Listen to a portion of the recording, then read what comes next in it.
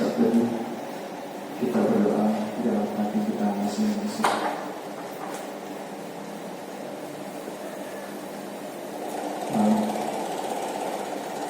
Di dalam nama Bapa dan anak Tuhan Yesus Kristus dan nama Roh Kudus yang menciptakan langit dan bumi, kasih karunia dan damai sejahtera yang menyertai kita sekalian. Amin. Marilah sama-sama kita berdoa. Ya Yesus Kristus Tuhan kami, hadapkan wajah-Mu, berilah kasih karunia dan kehidupan kepada kami. Amin. Kita angkat pujian bagi Tuhan dengan bernyanyi dari PNHKI nomor 18 ayat 1 sampai 2.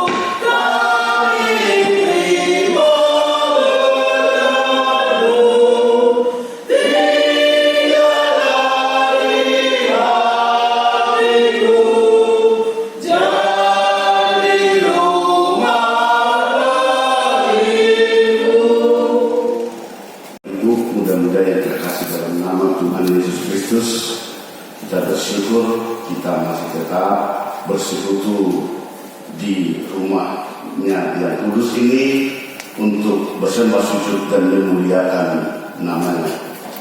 Tema ibadah kita pada ibadah kita saat ini yaitu reformasi spiritualitas. Reformasi spiritualitas terkadang dan menjadi suatu kenyataan kalau ditanya apa arti reformasi, bisa dikatakan kita memahami tapi agak sulit untuk menguraikannya. Saya sering terhadap muda-mudi bertanya seperti itu, istilah-istilah yang viral atau yang sering didengarkan.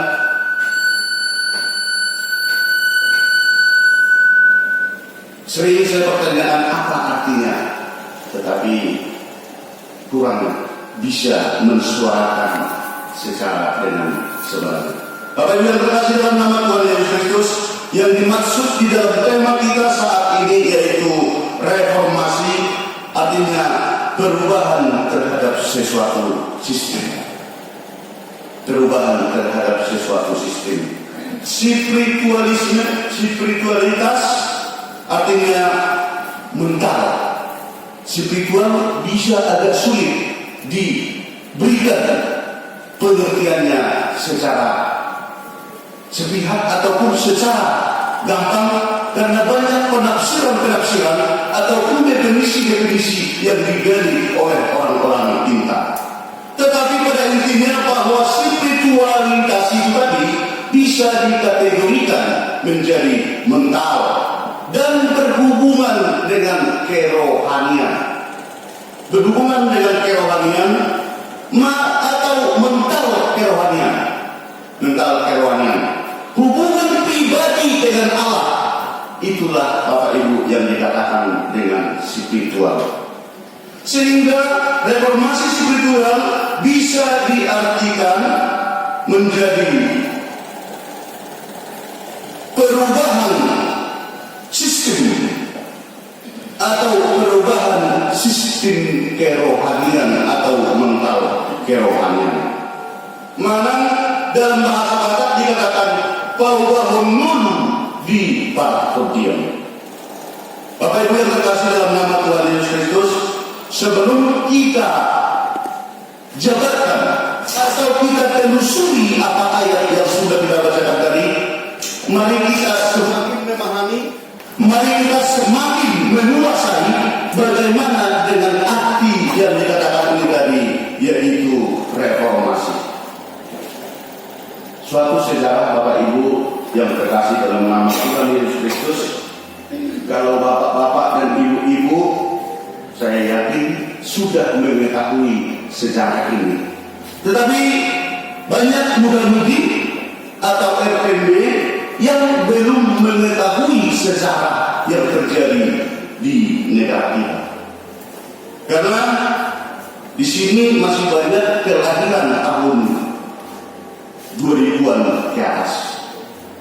Dan itu Bapak Ibu yang terkasih dalam nama Tuhan Yesus Kristus, merupakan suatu sejarah yang tidak bisa dilupakan, atau merupakan sejarah yang penting di negara kita, negara Kesatuan Republik Indonesia yang tercinta ini.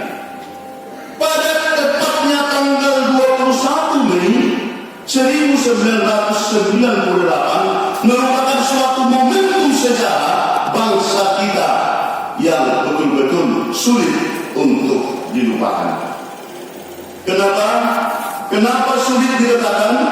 Di saat itu ada kejadian yang terjadi di negara kita, yaitu secara khusus terjadi di ibu kota negara, yaitu di Jakarta, terjadi kerusuhan yang besar-besaran.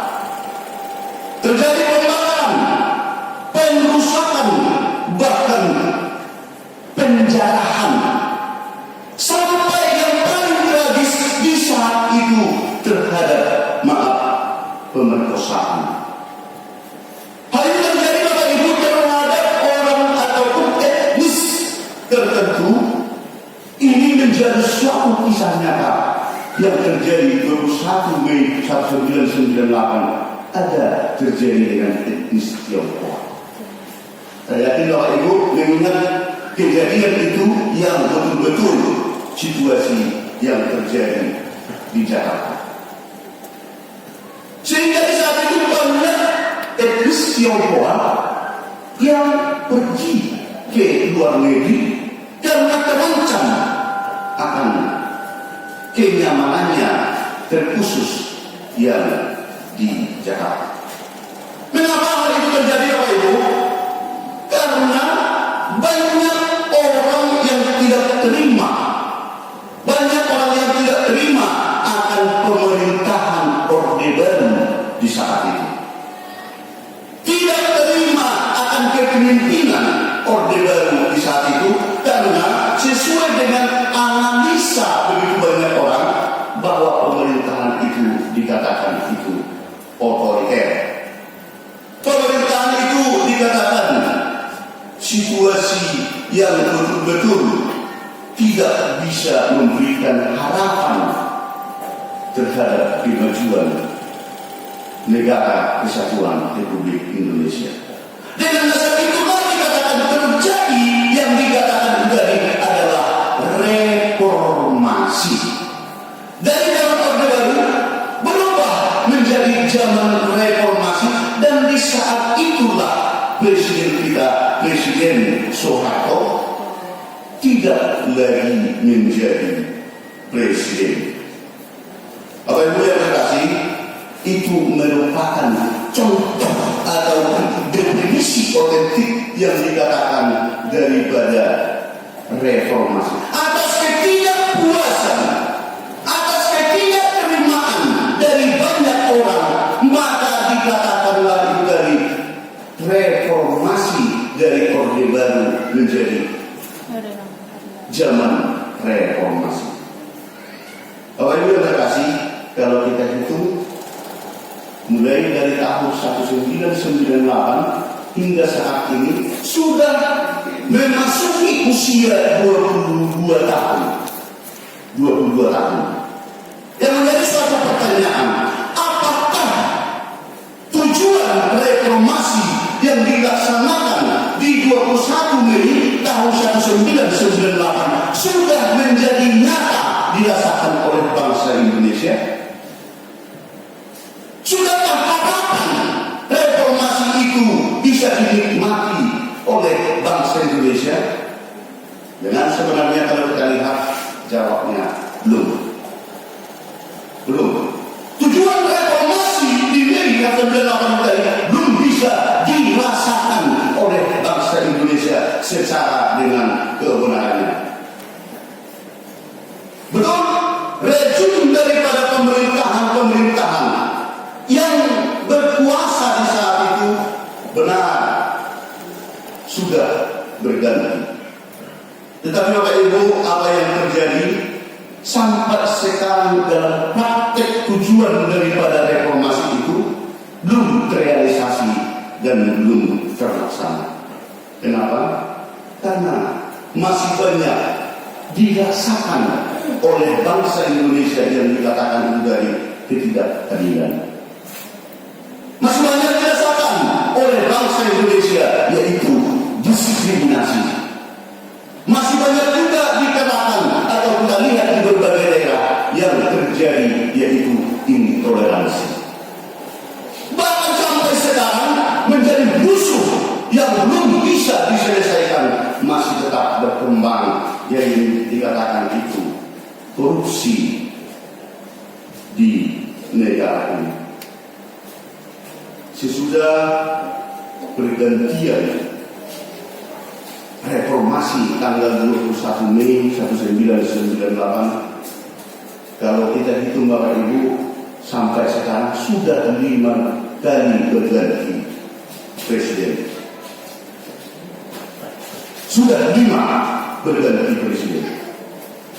Yang menjadi suatu pertanyaan, kenapa sudah 22 tahun reformasi itu belum terwujud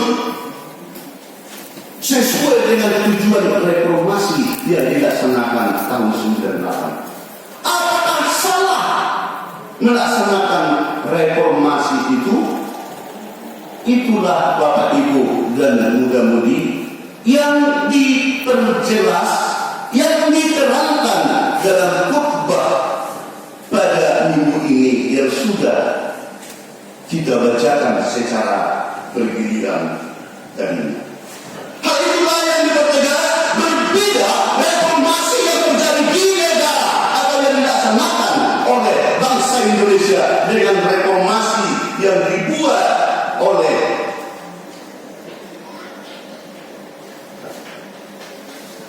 yang sudah diberkati atau yang sudah dipilih oleh Tuhan. Bapak Ibu yang terkasih, tadi sudah kita bacakan bahwa reformasi yang terjadi ini dilaksanakan oleh seorang raja namanya Josia, bukan Joshua. Saya agak terdiam tadi karena langsung saya terbayang Joshua. Jadi yang ada di sini yang kita baca tadi adalah Josia. Josia dalam kurun waktu 8 tahun sudah dinobatkan dan sudah diberikan suatu kerajaan untuk memimpin Yehuda. Coba kita bayangkan bagaimana bisa mungkin yang di samping Amal sama usianya 8 tahun, sekitar kelas 1 atau kelas 2 SD. Tetapi itu dipilih menjadi raja di Yehuda yang berpusat di Yerusalem.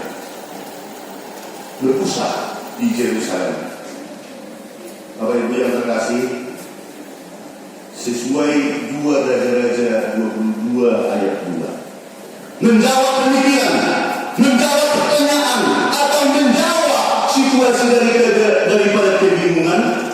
Apa iya orang yang masih seperti usia anak-anak sekarang masih apa bisa yang berusia kelas 2 SD menjadi suatu raja? Dikatakan Bapak Ibu di 2 Raja-Raja 22 ayat 2 dikatakan seperti ini. Ia melakukan apa yang benar di mata Tuhan dan hidup seperti Daud Bapa dari dunia dan tidak menyimpang ke kanan dan ke kiri. Tidak menyimpang ke kanan dan ke kiri. Usia sebagai raja melaksanakan yang benar di hadapan Allah. Betul-betul hidup seperti leluhur daripada Daud. Tidak terlepas, hal itu bisa dikatakan tidak terlepas dari spiritual yang dibentuk oleh ibunya. Karena bagaimana seorang anak-anak yang masih kelas 2 SD kok bisa dinobatkan menjadi seorang raja? Hal itu Bapak Ibu dan Muda-mudi adalah spiritualitasnya diisi oleh ibunya yang bernama Yedida. Spiritual yang terbentuk, yang diajarkan oleh orang tuanya, mengatakan bahwa harus takut akan Tuhan. Kalau sudah takut dengan Tuhan, akan membentuk karakter yang betul-betul berintegritas dalam menjalankan kepemimpinannya. Bapak Ibu yang terkasih, dalam usia 26 tahun, dari beda 8 tahun dia sudah menjadi raja. Seturut dengan berjalannya waktu, dalam usia 26 tahun, Yesia berani membuatkan suatu terobosan reformasi yang betul-betul. Kenapa? Karena bangsa itu sudah terlalu jauh lari, sudah terlalu jauh berbalik, sudah terlalu jauh melaksanakan yang tidak sesuai dengan kehendak Allah. Sudah melaksanakan hal-hal yang tidak diinginkan oleh Allah. Dengan dasar itulah sehingga Yesia melaksanakan suatu reformasi yang betul-betul untuk melaksanakan bagaimana sebenarnya keimanan mereka, bagaimana kepercayaan mereka, bagaimana kepercayaan bangsa itu sesuai dengan yang dikehendaki Allah. Dengan cara dia bertemu dengan kitab Taurat yang ada di sekitar gereja itu tadi. Maka dia memutuskan dengan adanya data kitab itu tadi yang ditemukan di komplek bait suci itu tadi, maka dia laksanakan reformasi. Bagaimana supaya bangsa itu kembali kepada Allah, menjalani kehidupannya sesuai dengan hukum Taurat Allah dan sesuai dengan apa yang betul-betul dikehendaki oleh Allah. Berdasarkan hukum Taurat itu lah manusia itu untuk hormat terhadap Tuhan dan mengasihi sesamanya manusia. Bapak Ibu yang terkasih, semangat reformasi yang dilakukan oleh Yesia adalah menggerakkan seluruh komponen masyarakat seperti yang sudah kita bacakan tadi, dimulai dari orang tua, para imam, nabi, kaum awam, dari yang kecil hingga yang besar. Sebagai Raja Yosia di barisan terdepan melaksanakan bagaimana yang dikatakan itu tadi, yang layaknya dan yang sebenarnya melaksanakan reformasi. Dia berkata bahwa untuk merubah situasi yang tidak benar ini, bahwa Yesia betul-betul siap di garda terdepan. Bapak Ibu terkasih, bagaimana yang dimaksud dengan reformasi yang dilaksanakan oleh Yesia terhadap orang Yehuda itu tadi? Dia tidak pandang bulu. Ada patung-patung yang sudah dibangun, ada yang tempat-tempat ibadah yang menyembah berhala, khusus memuji atau menyembah dewa matahari. Dia tidak memilih ini mahal, ini agak murah, ini agak lumayan, tanpa mengganggu. Hal apa saja yang mengganggu spiritualnya untuk tetap berserah kepada Tuhan, hal apa saja yang mengganggu spiritualnya untuk tetap menyandarkan dirinya kepada Tuhan, bahwa dia betul-betul membumi hanguskan seluruhnya yang sudah ada di tadi. Bapak Ibu terkasih,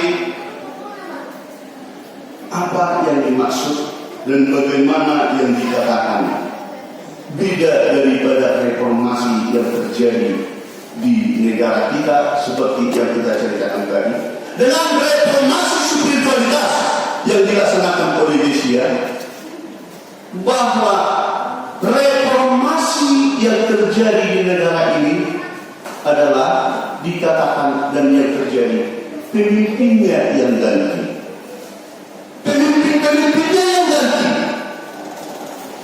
Sementara bahwa Yesia melaksanakan reformasi tadi adalah betul-betul bagaimana integritas bukti daripada orang yang percaya kepada Allah, bahwa perubahan itu tadi berserah hanya ke Allah dan kerjakanlah semua apa yang dikehendaki oleh Allah. Sehingga sampai 22 tahun harapan-harapan reformasi yang terjadi di negara kita tidak bisa terlaksana sampai sekarang. Dan perbedaan reformasi spiritualitas yang dilaksanakan oleh Yesia adalah reformasi perubahan sifat, perubahan mental, perubahan keyakinan yang tadinya ragu, perubahan pikiran yang tadinya itu selalu membuatkan suatu kebohongan, perubahan pemikiran yang selalu menipu orang lain, perubahan pikiran yang selalu tidak pernah berhiraukan teguhan-teguhan Tuhan. Melalui firman Tuhan saat ini ditekankan dengan tegas, silakanlah berreformasi. Reformasi yang dimaksud, mari kita rubah hati, pikiran, dan pembicaraan serta waktu kita agar kita mendapat berkat yang disediakan oleh Allah. Terbukti orang yang mau mereformasi dirinya, yang mereformasi kepercayaannya kepada Tuhan, maka dia tidak mau berbohong dan dia tidak menerima hal-hal situasi daripada kondisi yang tidak adil. Dia tidak mau menerima, menolak cara-cara untuk korupsi, menolak cara-cara untuk menghina orang lain, menolak cara-cara untuk manipulasi orang lain. Di situ Bapak Ibu perbedaan daripada yang dikatakan itu reformasi yang diajarkan atau yang dilaksanakan oleh Yesia. Dengan jelas sangat berbeda reformasi pada tanggal 21 Mei 1998 itu menjurus adalah reformasi kepemimpinan. Sementara reformasi yang dilaksanakan oleh Yesia dan yang akan kita laksanakan sesuai firman Tuhan saat ini adalah melaksanakan ataupun situasi dilaksanakan reformasi spiritual, yaitu sikap dan cara hidup yang kita nampakkan dalam karakter setiap hari yang betul-betul berintegritas. Artinya berintegritas sama yang kita katakan dengan yang kita perbuat atau yang kita laksanakan. Maka dalam firman Tuhan ini kita diajak dengan tegas untuk melaksanakan reformasi spiritual, melaksanakan situasi supaya tetap hiduplah kita di dalam kejujuran.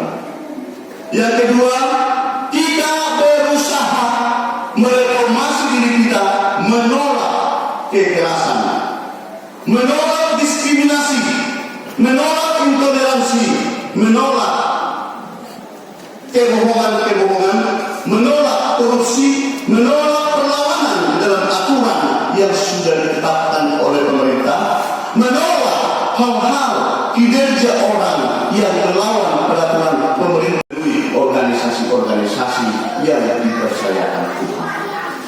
Dari itu Bapak Ibu bersama dengan muda-mudi, baiklah kita berreformasi spiritualitas saat ini juga sebelum terlambat, karena Tuhan masih menyayangi kita. Semoga Tuhan membantu kita, Roh Kudus Allah tetap hadir bersama dengan kita, sehingga kita bisa mereformasi diri kita dari kekurangan yang selama ini menjadi hidup yang seutuhnya sesuai dengan yang dikehendaki Allah. Allah tetap memberkati kita, dan semoga kita semakin bisa dimampukan oleh Tuhan untuk mereformasi diri kita dengan ketidakbenaran yang sudah terlewatkan. Tuhan Yesus memberkati. Mari kita nyanyikan firman-Mu berkah. Tema minggu kita pada hari ini, reformasi spiritualitas anak obah menulu di takut dia. Jadwal ibadah kategorial dan latihan kor atau vokal di gereja dan evangelisasi pertanian untuk sementara waktu ditiadakan sampai batas waktu yang belum bisa ditentukan. Yang berikutnya statistik kehadiran jemaat pada ibadah minggu lalu sudah boleh kita lihat di situ. Semoga di minggu yang akan datang banyak saudara kita yang rindu untuk bersama-sama memuji memuliakan Tuhan di rumahnya yang kudus. Yang ketiga, titik malam pengumuman. Pertama, ibadah minggu sesuai dengan yang sudah diberitahukan di minggu-minggu yang lewat melalui warta jemaat. Ibadah di masa new normal ini berdasarkan peraturan pemerintah Satgas Penanggulangan Penularan COVID-19. Kita harus tetap mengikuti protokol kesehatan dan melaporkan setiap kegiatan ibadah ke Satgas COVID-19. Ibadah minggu di HK Penerangan dilaksanakan 2 kali ibadah. Ibadah masuk pukul 11 WIB dilayani pimpinan jemaat atau BPH serta majelis HK Penerangan. 2. Himbauan di new normal. Sebagaimana yang kita dengarkan dan lihat, penularan COVID-19 di negara kita di masa new normal tetap di atas 1000 orang setiap hari. Maka dihimbau kepada seluruh jemaat agar semakin taat mengikuti protokol kesehatan setiap harinya, semakin menjaga stamina dan semakin mendekatkan diri kepada Tuhan. 3. Penegasan organisasi HK Penerangan. Diberitahukan kepada seluruh jemaat yang beribadah di HK Penerangan, tetapi belum jemaat tetap di HK Penerangan yang belum disahkan pimpinan jemaat, agar jangan membuat situasi organisasi HK Penerangan keruh membuat rusuh. Karena sudah lebih 4 minggu berjalan pelaksanaan ibadah pagi, dihimbau agar berkoordinasi dengan pimpinan jemaat atau majelis HK Penerangan, tapi tidak ada berkoordinasi, dan sintua yang melayani pun tidak ada yang datang sermon hari Jumat ke gereja untuk kemuliaan Tuhan. Tetaplah beribadah di HK Penerangan, tapi tolong jangan merusak manajemen, aturan dan peraturan HK yang diikuti dan dijalankan pimpinan jemaat, majelis jemaat HK Penerangan. Renungan harian untuk menambah iman percaya kita kepada Tuhan sudah kita baca di rumah. Berikutnya yang kelima, laporan keuangan mingguan. Di Matius 19 ayat 5, apabila kamu mempersembahkan korban keselamatan kepada Tuhan, kamu harus mempersembahkannya sedemikian hingga Tuhan berkenan akan kamu. Pemasukan pilihan pertama sampai ketiga sudah tercantum. Persembahan bulanan, terima kasih buat keluarga yang telah memberikan. Kiranya Tuhan menambahkan rezeki buat kita semua. Uang keluar sudah tercantum 15.000. Rekapitulasi keuangan saldo kas tanggal 23 bulan 10 2020 berjumlah 28.625.200 rupiah. Pemasukan dalam 1 minggu 549.000. Berjumlah kas kita 29.194.200. Pengeluaran 15.000 hingga saldo kas 30 Oktober 2020 29.179.200 rupiah.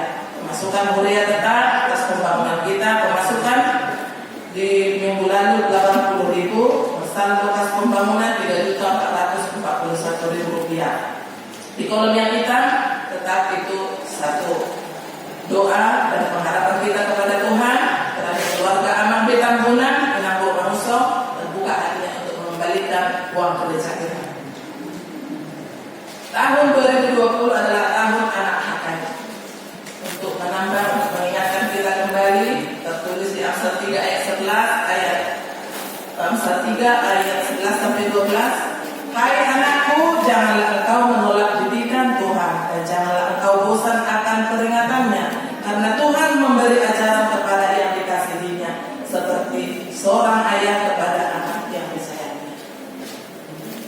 Sekian kata jemaat kita minggu ini. Pimpinan jemaat Pahala Pemirsa beserta majelis jemaat HKI Penerangan mengucapkan selamat mengikuti ibadah dan memanfaatkannya, serta selamat ulang tahun bagi yang merayakannya seminggu yang lewat. Bagi saudara-saudari kami atau muda-mudi kami yang datang hari ini, sama-sama kita memuji memuliakan Tuhan. Kiranya kehidupan kita tetap semakin rindu untuk bersama-sama kita memuji Tuhan di hari-hari yang akan datang. Untuk kita satu.